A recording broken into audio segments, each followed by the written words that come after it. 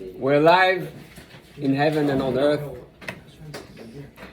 Everything is recorded For tax purposes. because on Rosh Hashanah, we know we're going to have to account for everything that we say. And therefore, when I record myself, I remind myself that everything I say is going to be, I'm going to be a judge for it. So, just guy, I want to say I love you all. Like that, same thing is clear. That's what we need the most. This is the secret to redemption. So let's start here, right? Let's start here. But I want... A nice opening. Oh, thank you. I don't know if you love me yet. I do love you. Oh, thank you. So, but that's really what we have to break all the walls. Remember, one of the things that Moshiach is going to come, he's going to take off all the labels. No more Hasidish, no more Yeshivish, no more Persian, Syrian, Gorsky, Bukharian, Ashkenaz, Sepharad, Yekish. All this is going to fall into the water. White hat. We'll be just like one united nation. We're all brothers and sisters.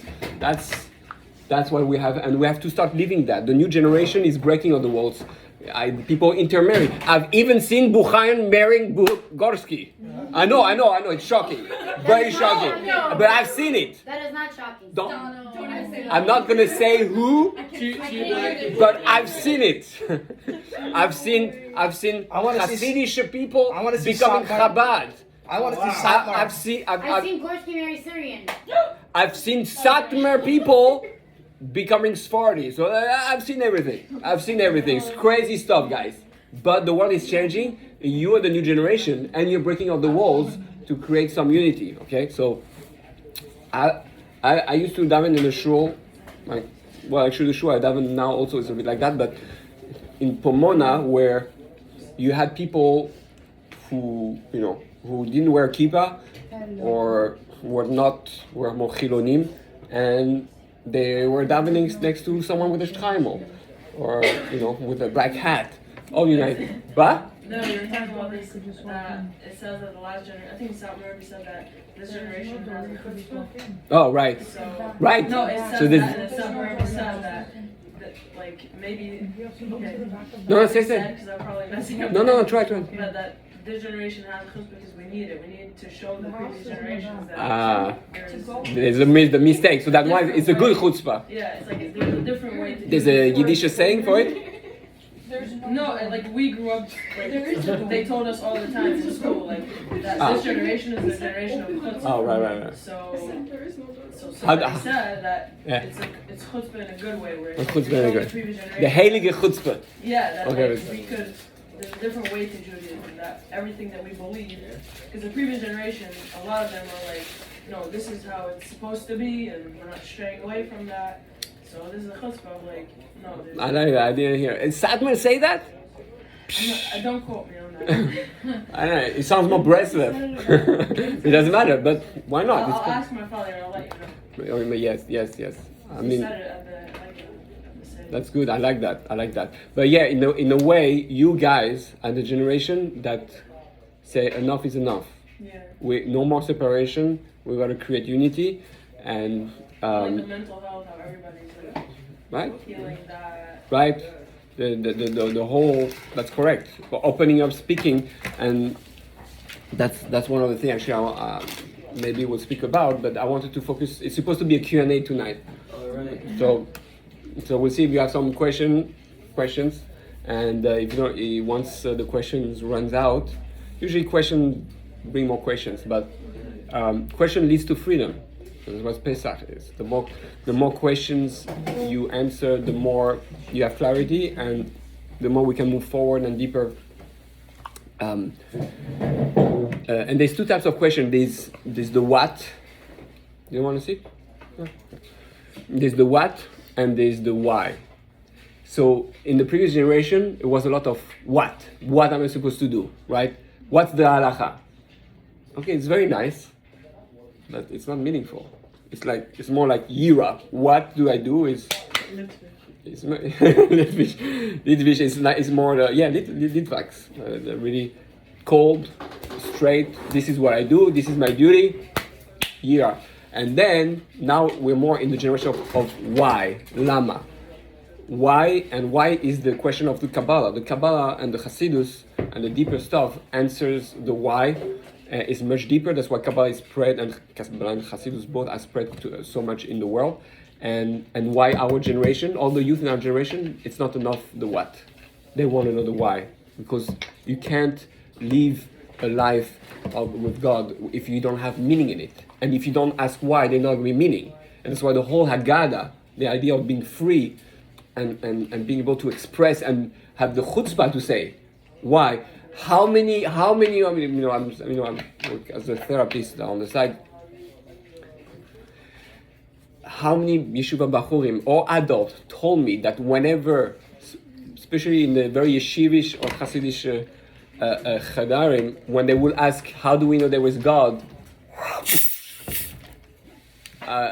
You're slapped. You're not allowed to ask such a thing. You'll be kicked out of the thing, or the apikores, whatever. And today everybody is asking why, and they cannot hit the kids because they're going to be reported to CPS or whatever. Really. Right. So yeah, we're in a new generation, and we, by asking questions tonight, we get to step closer, hopefully, to redemption, which we have in mind that our army should be protected, our soldiers should be protected in Rafah and all of Gaza, so that the Persian evil kid, the Persian kid in Iran. Oh, but I thought that he was fine. He was. Pushed it off. Yeah, pushed it off still. Okay, so that too should be safe and not stay alive, and the soldiers should be protected, and whatever is left of the hostage should come back to us. I hope there's some hostage still alive, but we just have to hope. We have to hope because we don't know.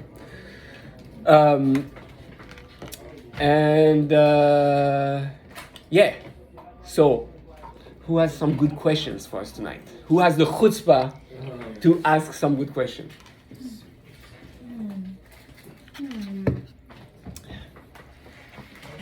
Why do we have Gorski in the world? Where is that from? Yeah, Where is Gursky and where is Bukhari? How are they? Okay, but Bukhari is Azerbaijan, no? I don't know. No, Azerbaijan. I don't know. It's no, but this is a question for the geography history, geography. He's not here for that. Yeah. I have a question. Yes. Oh, Okay. someone has holy chutzpah. I always hear like right now I'm trying to like do things like for Hashem, you know? But it's very hard to like want to, dive in or like even eat kosher. Like, how am I supposed to get the want to do these things? Okay, that's an excellent question. How do you get the motivation to go into? So there's two main things. One is truly believing that what you do matter, meaning that what you do actually as a human being affects the world. If you don't, like, let's say you go to your friend and you say something nasty, or you do something that hurts. Like, it will have an effect. Right. Yeah. It will have an effect. So the same thing that you do on that level, this is an example for you to understand that, especially as a Jew, and that's what makes you different than a non-Jew, okay? That a non-Jew is more responsible mostly for himself, but as a Jew, because you have a Jewish soul, your soul is connected to the entire web of souls of the world, and the world itself. Whenever you're going to do an action, everything is going to be affected by you. The problem is you don't have yet enough self-esteem about that. If you really knew that your soul is so powerful, is more powerful than nuclear energy, than any supercomputer, than any... Isn't that kind of like egotistical though? Like, oh, I'm thinking like... Only The world was created for you. Yeah. Yes, you're supposed to believe that we're obligated to believe that world is created for you, right? That's why you supposed to be humble. right. Not like So we make a mistake with what's true humility. True humility means like, oh, I'm nothing. Okay, yeah, we're all nothing. We're dust. We can die in a second. Hashem can click. But the truth is, He empowered you, and that's a gift. it becomes arrogance when you say, I made myself. Like that was the power thing. That's the I made myself, and I'm the king of the world. I created myself, right? So that when you recognize that all the gifts and strength you have is all a gift from Hashem, there's no arrogance, and you're not here to take. You're here to give. I hear so, like Spider-Man says, with great power comes. Great responsibility. Come on, you don't know Spider-Man? What did they teach you in school? Come on, Yeshida is supposed. But it's the same thing with your money. You don't make your money. Hashem is giving you your that's money. Correct. That's so why people, right? Yeah, that's why when we give tzedakah, we shouldn't be like, oh, I'm giving the money. No, Hashem gave me money so I can give. Yes, correct. And that's the mitzvah of Maser, by the way, where it's not yours. The Maser, it's showing you that this is clearly, I'm just passing what you told me to pass. Absolutely. You're just the vessel. And that's why you're not allowed to give more than a certain amount. That's right, because then you're like you're not putting. You need also for yourself. The idea is, first is understand how much Hashem loves you, and how much you affect the world. Number two is what's your name again? This one? Yeah, this Ariana. one. Ariana. Sorry. No, sorry, I don't remember your name. But it was last week. I'm not very good with names. I was 2 weeks ago. Do you truly believe that Hashem is crazy in love with you? Crazy in love with me? Yeah. Yeah, for sure. Okay, good. Of course. Thank It's just God. like- So you need to fall in love with God. Listen, I believe like If you fall in love with God, you're gonna want to do. I tell you, the real motivation is to really understand how what you do matters and what it teaches you and what's the meaning behind it. okay, can I ask you something? Oh yes, This is like a little bit like okay. it's all connected. People come like Now we know why. I would say like Yeah, a lot of questions. Good, Yeah. good. Baruch Hashem. Great. It's not bad. like It's great. people It's great. honestly like they hear about Judaism, Felix, like they know sales they're is Jewish, questions. they're like, okay, I want to become more religious. They're gonna come to you and be like, what's the first step for me to like doing this? What would you answer? That's good. The first step in becoming religious. Yeah, like he's Hold like on, it's there's a Ariel, whatever, let's it's a talk. boy. He's like, listen, Rabbi, I wanna take my first step into this. What am I supposed to do? What would you tell him? Put on tefillin, put on this. What are you telling him? Work on your character traits. I heard that today at a show.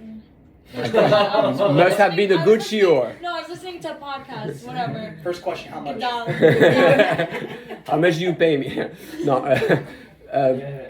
Work on your character traits and start with the 6 constant mitzvot. There's 6 mitzvot that you're supposed to do every second of your life, which means that the most important, the foundation of all the mitzvot. They even made books about it. And those 6 mitzvot sound simple, but in terms of practice, they're like that. To know there is a God, to know there's no other power than God, to know that God is one, to love Hashem, to be in awe of Hashem, and not to go after your heart and eyes desires that are destructive. So, practicing those 6 is the foundation. There's actually a great book called "Building a Sanctuary in My Heart," or in the heart, Bilvavi Mishkan Evnei, that tells you how to practice those 6 constant mitzvahs, and it's also at the beginning of Shulchan Aruch. But the foundation is with the Mesilas Yesharim, the path of the just says, is learning to work on your character traits. So I'm going to explain that. By the way, that's very relevant to now. What did we need to experience before we receive Shavuot, the Torah? What do we have now? Sfiras HaOmer, right? If we didn't have Sfiras HaOmer, accounting, we would not have get the Torah. It was all the preparation, 49 days counting. What do we count? Character traits. You're not counting days. Who cares about counting days with God? Well, how does that help you receive the Torah? You're counting character traits. You're counting all the different parts of yourself. So there's 7 weeks for 7 main character traits, right? Chesed, Gvura, Tiferet, Netzah, Hod, Yesod, Malchut. Where do we learn those character traits from? Okay, that's a bit Kabbalah. But we learn those 7 character traits from the 7 shepherds, or 7 Ushpizim that we have on Sukkot. Avraham, we learn Chesed. Yitzchak, we learn Gvura. Yaakov, we learn Tiferet. Moshe, we learn Netzach. Aaron, Hod. Yesod, now this week is Yesod, is Yosef HaTzadik. And David HaMelech, we learn how to be Malchus. So how to love, how to be humble, how to be grateful, how to be true. So all those things, how to have dignity, all those things are what we work on. So we can, unless we work on our character traits, you cannot receive the Torah, right? That's the foundation. So the Mesilas Yesharim explains the biggest mistake of our Jewish system is that we are now trying to be super intellectual, to learn Torah and to be super yeshiva, look super religious or do all the things that religious people do. But inside you're crap. Excuse my language. Inside you're garbage because you speak bad, because you lie, because you scream at your wife, or you don't speak nicely to your kids, or you cheat, or you do whatever we do. You become more religious but less spiritual. Right. Yes, correct. You look more religious. But what it means to be religious, really being religious is being a refined human being, but people ask me all the time, and I mean not too long ago, it's like, what's the difference between a Jew and a non-Jew? Rabbi, why do I need to do the Torah? I'm a good person. Why do I need to do all those mitzvot? I'm good. You're right. You're a good person. You might be a good person. I'm a good person. And then, and a non-Jew, you know how many non-Jews that I've met that are good people and are more good than Jews? A lot. So what's the difference between a Jew and a non-Jew? No, it's not that you put on tefillin. It's not that you do all those rituals. They could also start making rituals. You know that a non-Jew can do. Okay, the Jew, that's true. They have 7 mitzvot technically, but you know that the non-Jew, according to Halacha, the Rambam says he can do all the mitzvot except Shabbat and learning Torah and Pesach, because you need a brit milah for He's Pesach. not allowed to learn Torah. You're not allowed to teach it. You're not. Right, he's allowed to learn. You're not allowed to teach him Torah Shebe'al Peh. You're not allowed to teach him Torah Shebe'al Peh. So, but technically he can put on tefillin. Christian. Technically, put on tefillin and get a merit for it. Says the Rambam. So He what? gets a merit for it. What? He gets a merit for it. Yeah, if he does it the right way, meaning with the right intention. So what's the difference? The difference is that because he's not commanded, right? He doesn't get the same mitzvah. He doesn't have the same impact. But the idea is that the Jew is supposed to become not just good; he's supposed to become great. Meaning, if your life as a religious Jew is no different than a non-Jew, and you don't see the difference, this guy is saying thank you and this guy is saying thank you, then what's the point of you being a Jew? The whole point of being a Jew is that you become a light into the nation. You have to be the guy who holds the door for the lady or the guy behind you. You have to be the one that when he passes near to a poor person is gonna give not just money like a non-Jew does, which is great, but you're gonna cheer the guy up. That's been great, right? When you're gonna say I love you to someone, you're not gonna say just love you. You're actually gonna mean it with your heart. That's been great. That's what has to be different between a Jew and a non-Jew. You have to see it in his heart, in his action. Otherwise, what's the point? We're just Jewish to do those things on the outside and look, oh yeah, we're so religious and we're so holy. Well, you don't look so much better than the non-Jew next door. So if I cannot differentiate the action of a Jew and a non-Jew, what's the point? So we have to make sure that all the mitzvot we do teaches us, and that's by the way a very huge distinction that people don't understand. We're not doing the mitzvot just to do, oh, Hashem wants me to do this, I do this. Okay, that's also a great thing because you want to do what Hashem wants. It's not just, oh, I'm here to do. You're not a slave. Hashem doesn't care. He doesn't need slaves. You have thousands of slaves. You know how they call it? Angels. So what does he need us? You have already angels. God, we love you. You're the greatest. All that. He has already angels doing that all day. So what does he need us? Because he wants us to, first of all, choose to be great, but I lost my train of thought. Sometimes we could take examples. But the idea is that we have to, as a Jew, to learn from the mitzvot how it's supposed to teach us a lesson on how to become greater, how to become a better person. If I put on tefillin, and after putting on tefillin, I'm the same guy as before putting on tefillin. I'm not. It doesn't teach me a lesson. I'm not smart. I'm not more refined because of it. Then why do you put on tefillin? Just to do a ritual routine? So this- Okay, it might start with a routine, but you're supposed to learn about it. You're supposed to ask, why am I doing this? How is me putting the candles Friday night transform the world? How does it make me into a better person?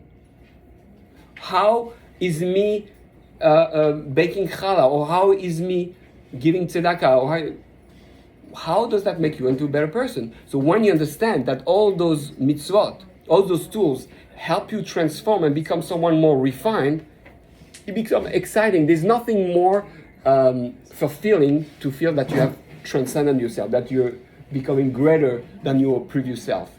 And there's nothing harder than to change your character traits. There's nothing greater than that. There's nothing, right?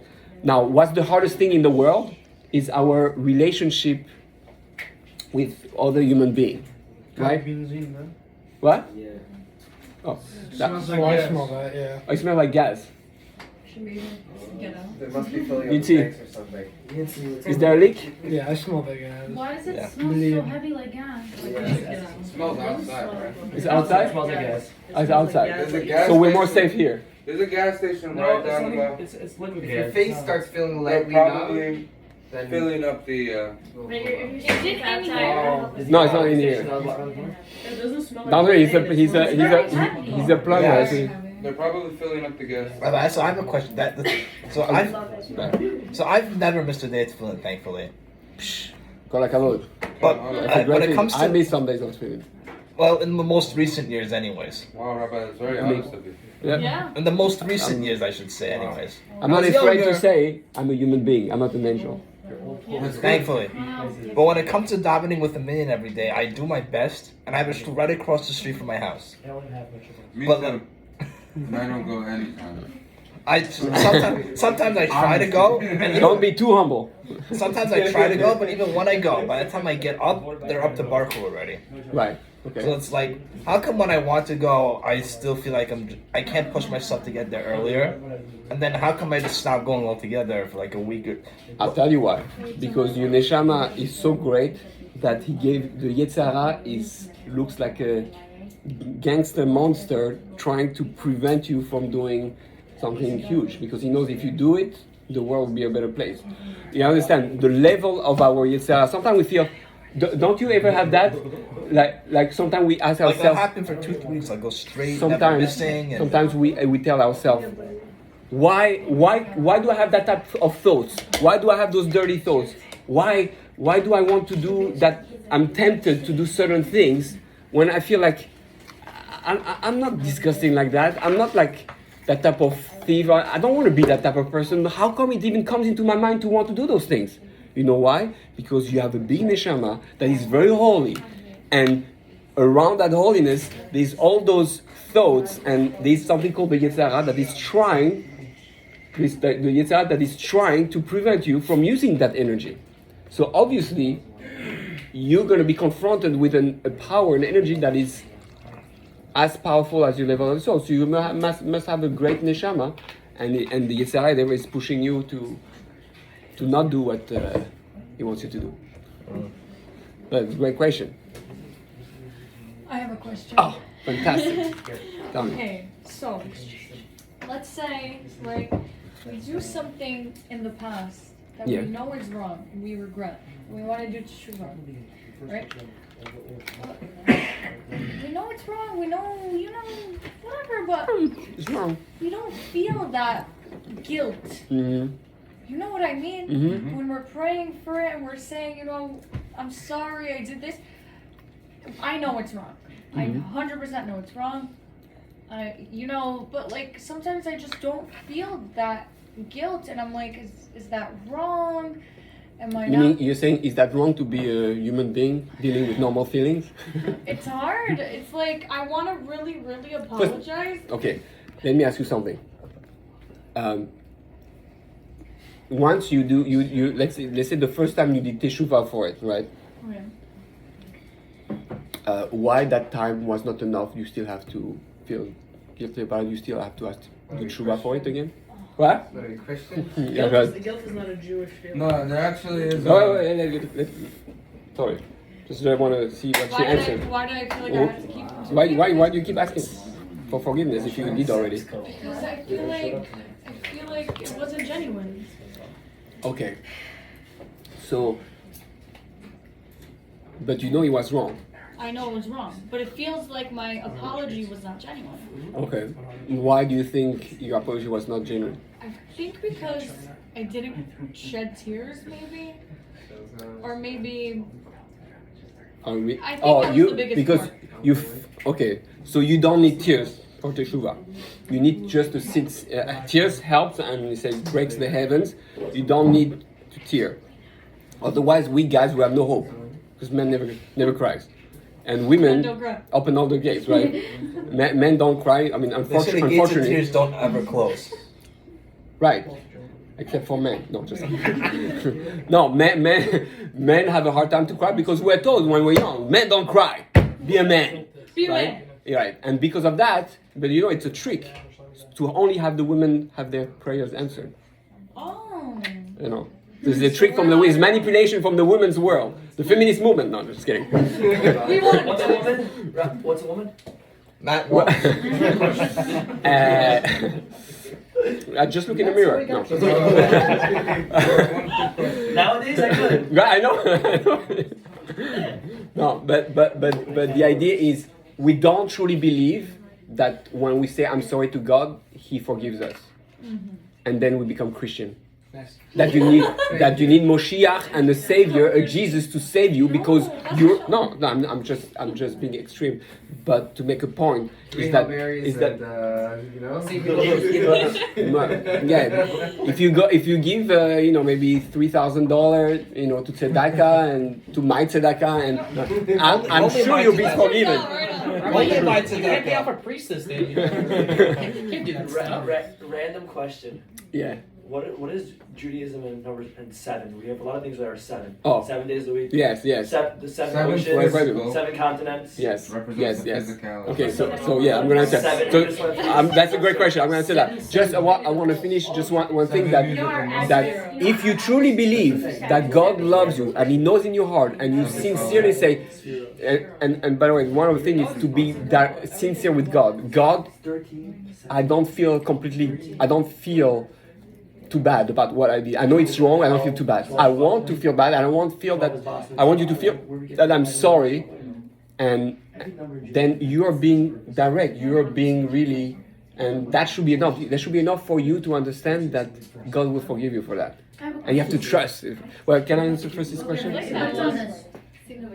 Yeah, you remember? Yeah. So why number 7? Number 7? Why number 7? Yep. Very good question. The perfect number is 10, right? 10 because 10 commandments, because the world was made with 10 powers. God created 10 main energies for everything to exist. So everything is made of those 10 powers, even the Coca-Cola, right? And you never heard 10-10 win? Right. Well, that's right. So Remember, back in the day, Coca-Cola had that extra ingredient. it's all so 10 it represents the perfect. Everything is made of those 10 things. My Coke But- still does. Wait, so what do we have 12? But wait. So no, because all the numbers is from 1 to 10, and then after it's all an expansion from those 10 digits. So now what's happening is that the 10 got broken into 3 and 7. 3 representing the head, the spiritual world. 7 representing the body.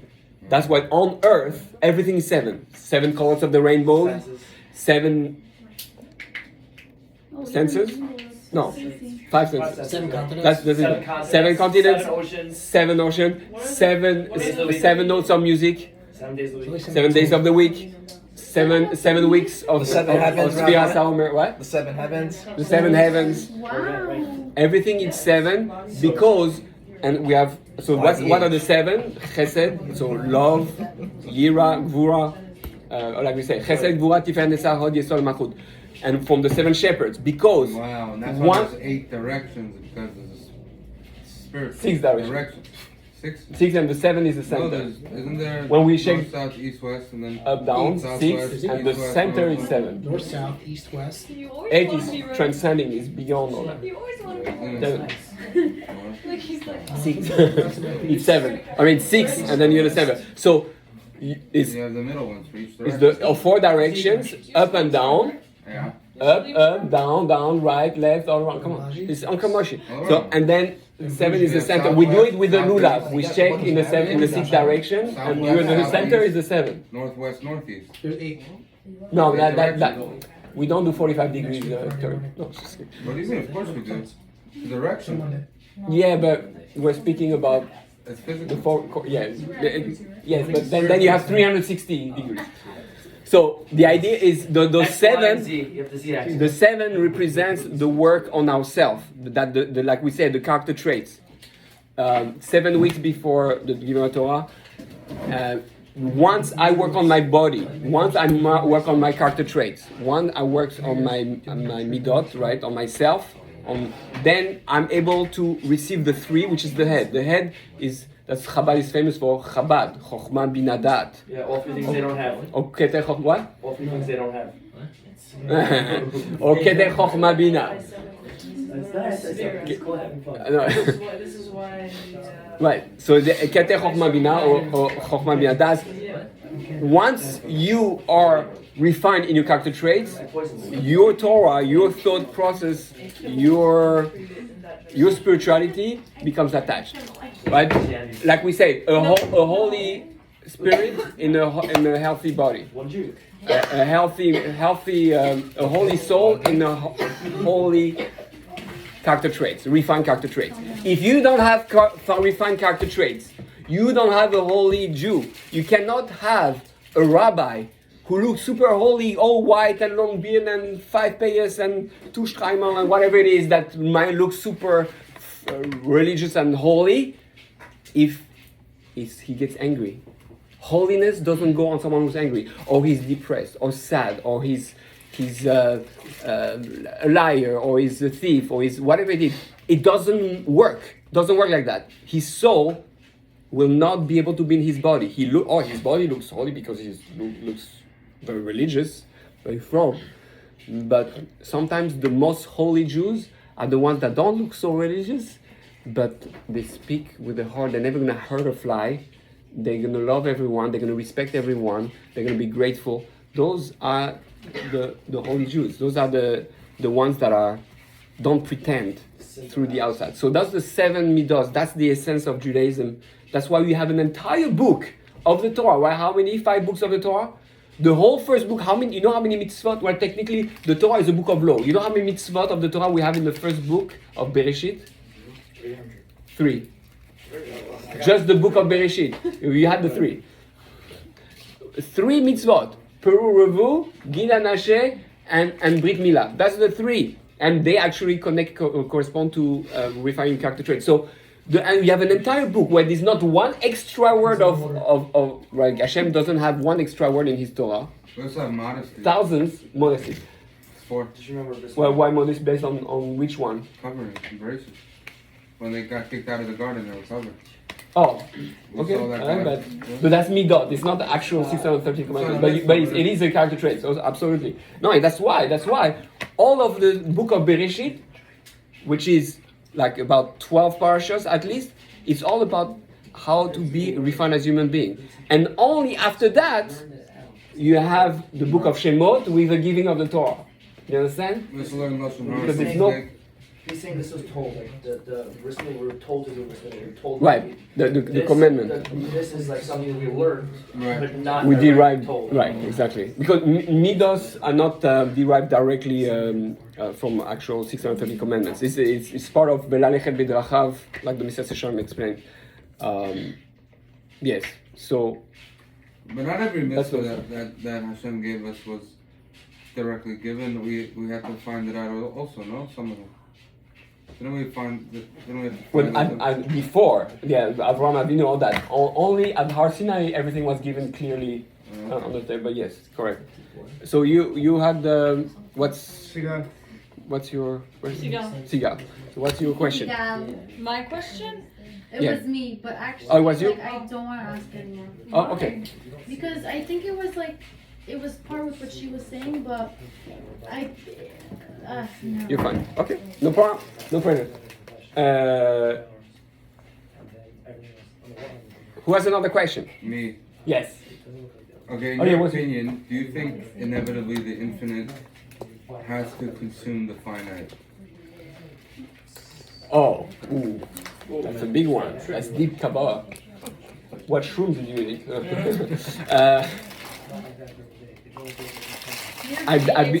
What? Repeat the question. Yeah, can you repeat the question? Okay, God is infinite, right? And His creation, He created physicality, right? Before He created the world, there was nothing. So what was there? There was just God and His kingdom, whatever that means, Right. right? And His creations and His angels, and they're doing His bidding, and for whatever. But in the beginning, He created the world, that's something infinite. And in order to create the world, He had to basically divide Himself, His holiness, His essence, to exist in something physical, because it's such an unholy thing Have to come to out be of a black physical, hole, I heard. something Didn't like have that. to come out, in Kabbalah, didn't have to come out of a place of like, I don't want to misspeak here, but like, years ago my father was telling me, years ago my father was telling me, can I speak up? Yes. Yes. Years ago my father was telling me that the world, being able to create something out of such holiness, it couldn't just come out of, it had to come out of a smaller opening, so it came out of like a black hole of like almost no God, Mm. that's what the world was drawn out of. Oh, that's interesting. That's the whole thing of the shofar. It starts small and Mhm. yes. So So inevitably, like, right, like, and what do we learn out from there? Okay, God was hovering over the water. So learn about purification and the holiness of water, the purifying factors of water. Then it's an impure place. It's kind of like a separation from I mean, this world. from God. It's kind of Right. like a separation, Right. right? Right. It's Correct. kind of like a klipa on it. a Yes. covering. Yes. So that separation is the unholiness, right? Right. So that separation, because we're not detached, but we are separated from it, because God controls everything, even all the evil from a million miles away, but still has complete control. But He's separated from it Right. because He's too holy to interact with Right. it in any other way. So the question is, do you think that inevitably, because it's like a bubble bursting, right? Like this bubble bursted in super slow motion, the universe created, and then it just falls back into the water, and the Right. water is everything, right? Right. So, in your opinion, what do you think?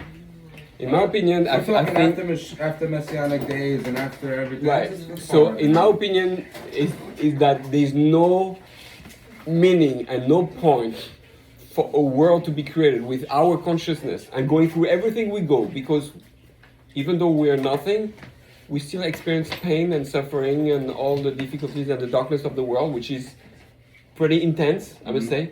And that's the separation of And that's part of the separation. But if we leave all that for one day, that all this disappears and is forgotten, is all back to zero, I think it's meaningless. I don't think anybody would want to even rejoice in something like that, understand it. What's the point? The whole point of any darkness has to be that it's going to generate more light than before. Otherwise, it's a terrible world.